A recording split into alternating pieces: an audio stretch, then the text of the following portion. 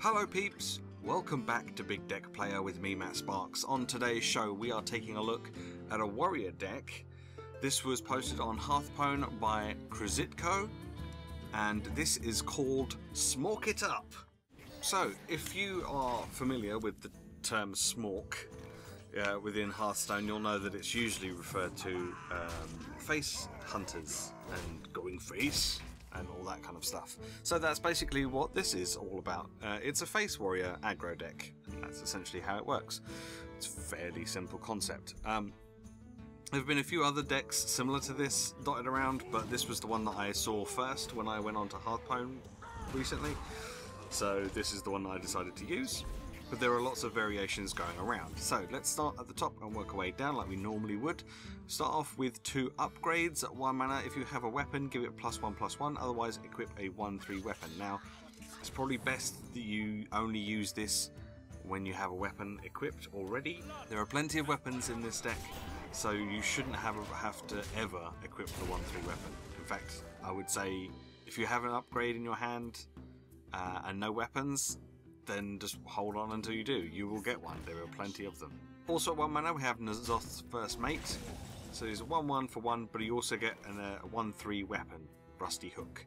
So turn 1 you can have a 1/3 weapon, so you don't need the 1/3 weapon from upgrade, because you can use it to upgrade the Rusty Hook, making it a 2/4, which is a lot better.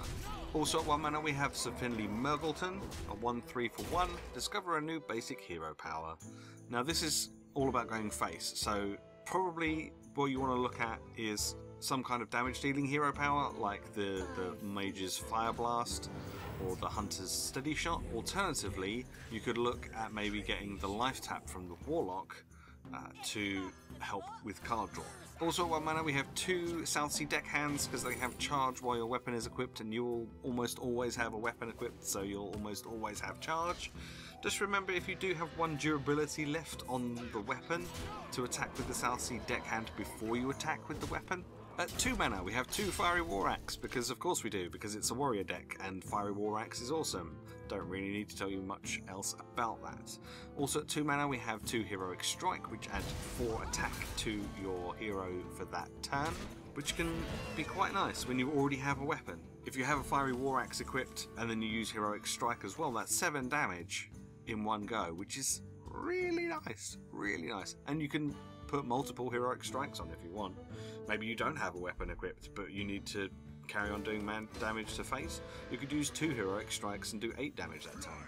It's a lot of damage output. Because we have a lot of weapons, it makes sense to have 2 Bloodcell Raiders, because they gain the attack equal to the attack of your weapon. The Bloodcell Raider will become a 5/3 with a Fiery War Axe equipped, or a 7/3 with the Arcanite Reaper, for example. So, pretty good.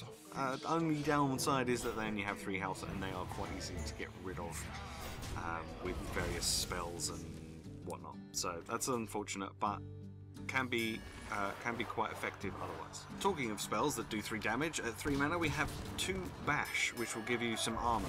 So even if you do change your hero power with Sir Finley Murgleton, you can still get a little bit of survivability with the form of Bash. So we get 6 armor out of those 2 Bashes, and that's 3 damage for each. Now, I like to try and keep hold of these in case you need them in an emergency for any taunts or anything that your opponent puts out, but you can use these to go face. Also at 3 mana we have 2 Bloodcell Cultists. So provided you have a pirate on the board, so a Bloodcell Raider or a Southsea deckhand or N'Zoth's First Mate, so you've got 3 there. Provided you have a pirate on the board and you have a weapon equipped, the weapon will get +1/+1. So that's 1 extra damage and 1 extra durability, which is awesome.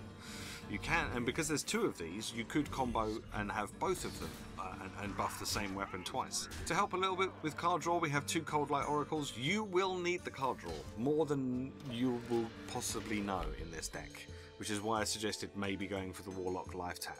If you don't get your Cold Light Oracles early enough, you will need that Life Tap, because you will run out of cards really, really fast. You don't want to get a Cold Light Oracle in your opening hand, but you do want to try and draw it in within your first sort of 2 or 3 turns, if you can, but, you know, we know how Hearthstone works, and quite often the 2 Cold Light Oracles will be the last 2 cards you draw.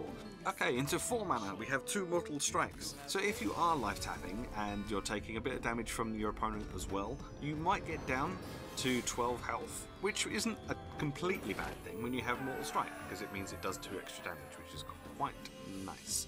Otherwise, it deals 4 damage regularly, and I often use this to try and get rid of taunts or big minions or anything that gets a little bit too scary on your opponent's side. I guess you could be using your weapons to try and protect your minions, but there are a lot of weapons in this deck. Don't hold on to them. I'd go face with weapons as often as you can. Also at 4 mana we have 1 Arathi Weaponsmith, because if you didn't have enough weapons already, we've got another one with this, and you get a minion that's on the board as well, which is pretty nice.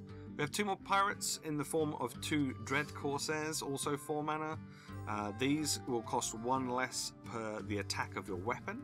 They're 4 mana generally, but if you have a weapon that has 4 or more attack, then these are 0 mana. You can play them whenever you like, which is great. Also, don't forget that these combo very well with the Bloodcell Cultists that will buff weapons, so that's also a very nice combo. Also at 4 mana we have 2 Corcoran Elites, because they're 4 damage charge creatures, which is great, especially against stuff like priests, because they can't use their Shadow Word spells on it, so that's great. At 5 mana we have 2 Arcanite Reapers, because if you didn't have enough weapons already, then, you know, have 2 more. 5 damage for 5 mana, 2 durability, but you can also use upgrades or Bloodcell Cultists to buff it, and if you use it in combo with, say, a Heroic Strike, then that's like 9 damage, which is really, really nice. Also at 5 mana we have a Brawl, just in case things get a little bit out of control, but to be honest, if things are getting a bit out of control, chances are you've probably lost already. So I'm not sure about the Brawl being in here, and it is an epic, which kind of bumps up the cost of the crafting value a little bit. I'm not 100% sure that the Brawl is the best idea here. I guess if your opponent has 2 big creatures on the board, it will get rid of one of them. Maybe there's better alternatives to that. I'm just not sure what it is yet. And then finally, at 7 mana, we have a Gore Howl, because, you know, 1 more weapon. Why not? Why not? This has only 1 durability, so if you attack with the face, it will go. But if you use it to kill minions, it will keep going, but the attack will go down instead. But as soon as you pop an upgrade on it, it becomes an 8/2, so that means you can hit someone in the face with it once, and it will still be an 8/1. And then you can start using it to kill minions if you need to. Chances are, by the time you get to turn 7, if you haven't killed your opponent by then, you might not. This deck has been 50-50, maybe 60-40 in favour of winning, in my experience, and I'm only playing at fairly low ranks at the moment because it's fairly near the start of the season, and Overwatch has been out, so I've spent a lot of time playing that instead of playing Hearthstone. So yeah, it's pretty fun.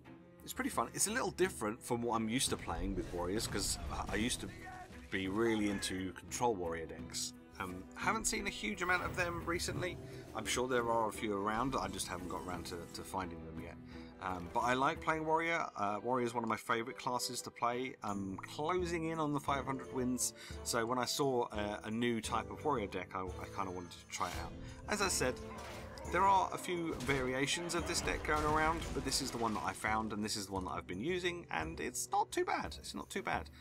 You might have better luck, because at the end of the day, it does come down to luck of the draw with this deck, which is kind of why you need the Cold Light Oracles early, and kind of why you might need to get the life tap from Sir Finley Merkleton instead of actual damage dealing hero powers.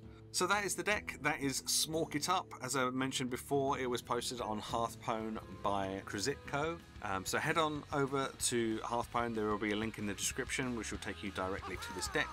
If you play this deck, let me know how you get on, and also if you like the deck and you think it's quite fun, then maybe give him a little plus rating on Hearthstone as well, because it helps get this video seen and it helps get the deck seen. It's just a little bit of encouragement for people who make decks. So thank you very much for watching. Don't forget to subscribe and like the video, and I will be back next week for some more Big Deck Player. Thanks again. Bye bye.